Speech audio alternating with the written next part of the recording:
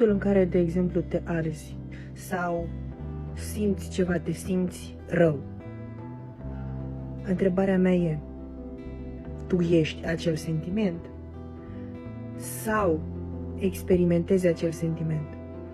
Practic la asta se rezumă tot dacă stai să te gândești. Cum am pus-o a fost, de exemplu, când faci sex. E cel mai simplu exemplu, că se vorbește întotdeauna despre actul sexual. Ok, ce actul respectiv? Ca un act dintr-o scenă de teatru. Ca o scenă, pur și simplu. Întrebarea e, ești tu acel act? Sau pur și simplu experimentezi acel act? Dar cine experimentează? Tu cu numele tău?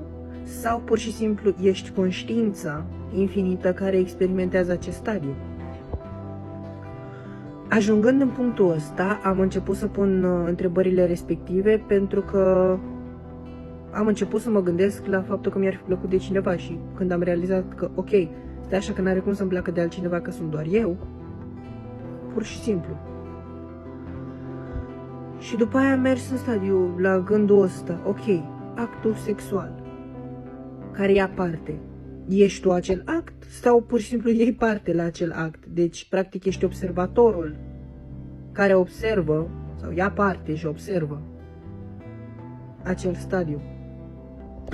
Și acum vine și la ideea de durere. În momentul în care simți durerea, ești acea durere sau pur și simplu o experimentezi? Este o experiență. Pentru că dacă zici că tu ești durerea, asta înseamnă că ar trebui să fii tot timpul durere, nu? Dar cum ai ști dacă ești întotdeauna durere, dacă n-ai putea să faci diferența dintre un stadiu în care ești, te simți fără durere și într-un stadiu în care simți durere sau ești durere, nu? Poate că așa ești cu Dumnezeu. Dacă deja știi că ești Dumnezeu, cum ai putea să-ți dai seama că ești Dumnezeu dacă noi aveam momente în care să nu simți că ești? Și ce înseamnă acest lucru? Să nu alegi.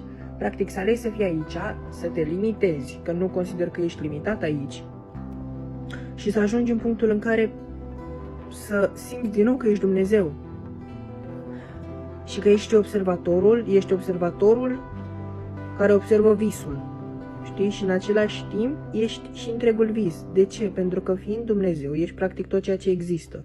Și aici se introduce și stadiul de observator, și visul, visătorul, actorul și personajele, cum vrei tu să le spui.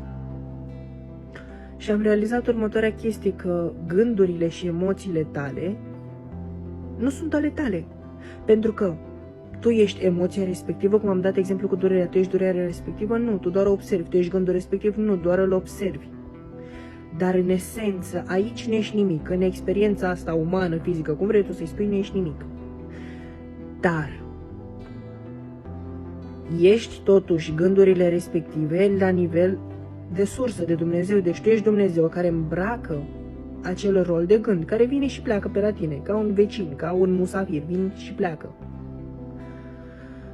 Deci, în esență, în experiența asta, nu ești gândurile tale, nu ești emoțiile tale, nu ești. Pentru că n-ai cum să fii ele. Ești doar Dumnezeu. Totul e tu. Și în același timp nimic nu ești tu. Pentru că n-ai cum să fii nimic altceva exterior ție. Tot ceea ce este în exteriorul tău este o proiecție, este o creație a ta. Imaginile pe care le vezi, emoțiile pe care le ai, gândurile pe care le ai, nu au cum să fie tu, nu ai cum să fii tu. Acele lucruri sunt doar niște scene pe care le observi. Nu ai cum să fii tu acele lucruri, nu ai cum să fii tu acele stări, nu ai cum să fii tu toate lucrurile respective. Pentru că tu deja ești creatorul însuși, nu ești creația. Ești doar cel care se visează ca fiind creația. Și m-am gândit la o chestie, că ok, suntem creația aici și practic n-ai liber arbitru, n-ai libertatea de a alege pentru că n-ai ce să alegi, pentru că deja totul există. Și totul este scris. Când zic că totul este scris, practic orice posibilitate este scrisă, doar că ne întoarcem acum la stadiul ăsta de a alege, doar prin ceea ce simți în interiorul tău, frecvența ta, schimbi, alegi să schimbi acel stadiu. Poți să zici că acolo intervine stadiul de a alege. Și m-am simțit cumva așa, ok, dar ești o creație care n-are dreptul să aleagă pentru ea. Dar după aia m-am gândit la următoarea chestie. Băi, asta e așa, dar oare chiar sunt creația?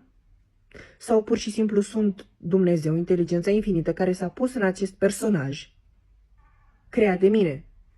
Dar nu l-am creat practic ca fiind o creație independentă de mine, este creată în interiorul meu, sunt tot eu. Și nu am ce să aleg pentru că deja există tot. În sensul că n-am ce să aleg. Nu există destin, nu există nici măcar libertatea de a alege, doar există. Și pentru că există, alegerea aia, ipotetic vorbind, reprezintă doar o mișcare a gândurilor tale. O mișcare a gândurilor tale, o mișcare a frecvenței tale, bine, nu gânduri, o mișcare a ceea ce ești în interiorul tău, practic stadiul tău, care poate să fie bazat pe emoții, dar să te bazezi pe emoții în momentul în care nu te atașezi de ele, nu te identifici cu ele, simți în interior, dar nu te atașezi de ele. Pentru că dacă te-ai atașat de ele, atunci consider că ești ele. Dacă te atașezi de povestea asta, atunci consider că ești povestea asta, când de fapt nu ești. Ești visătorul, cel care visează. Visul și creatorul în același timp. Gândește-te la un cerc care nu s-a format încă. Și punctul care pornește cercul este Dumnezeu. După aia creează sufletul, după aia creează experiența în triburile de suflete, după aia experiența asta că e sămânță stelară de pe Solaria, după aia creează experiența pe Pământ, după aia creează altă experiență pe Venus, după aia se reîntoarce și se completează cercul în Dumnezeu. Deci, practic, totul începe și se termină cu Dumnezeu, dar în același timp tot ceea ce este e tot Dumnezeu. Adică, întotdeauna ești Dumnezeu, nu ești o creație independentă care nu are dreptul de a alege. Ești doar Dumnezeu care a creat acest personaj, care nu are conștiință, nu are nimica. Este un corp gol, dacă vrei, care nici măcar nu e un corp gol, care totuși e tot Dumnezeu și trăiește aici. Practic, eu sunt Dumnezeu care capătă o altă formă și merg pe aici prin viață și fac ce vreau. Și doar ceea ce zic eu e valabil pentru mine, pentru că în același timp m-am menționat pe YouTube, mi s-a creat visul. Mi s-a creat stadiul meu, în care doar eu creez. Castelul meu, bila mea de lumină în care doar eu creez.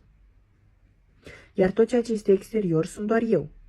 Pus într-o altă formă, este o altă hologramă care este pusă într-o altă formă. Deci eu sunt proiectorul, videoproiectorul și holograma în același timp. Deci în același timp, de ce să te identifici cu gândurile tale și să le lași să te controleze când poți să le observi din exterior și să-ți dai seama că nu ești gândurile tale, că nu ești toate aceste stări, că nu ești lucrurile respective, că doar le observi.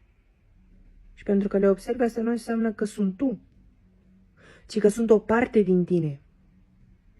Imaginează-ți următoarea chestie, că acest corp, tu ești întregul corp, ok? Dumnezeu este întregul corp. Și inima, de exemplu, reprezintă corpul ăsta uman. Ok? Întrebarea mea e, tu ești inima sau inima este o parte din tine? Pentru că e o diferență. Să zicem, la picior, nu știu, identitatea nu știu care, că ești avocat. Tu ești acea identitate sau acea identitate este o parte din tine?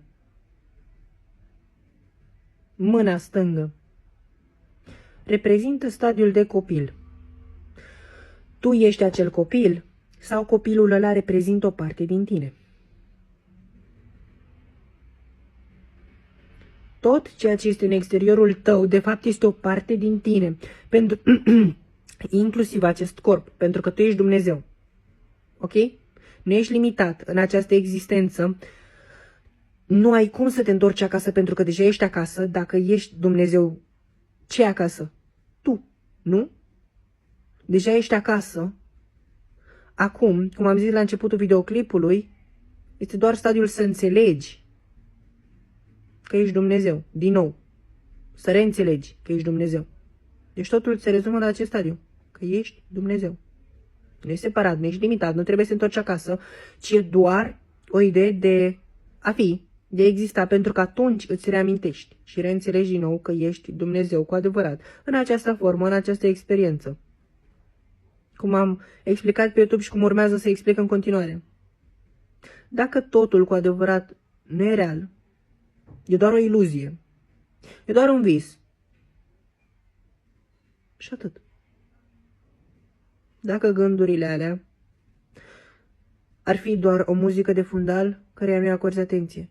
Și în momentul în care nu-i acorzi atenție, dispare, se disipă, se duce. Doar ceea ce crezi tu îți creează existența. Pentru că tu ai puterea asta. Doar tu.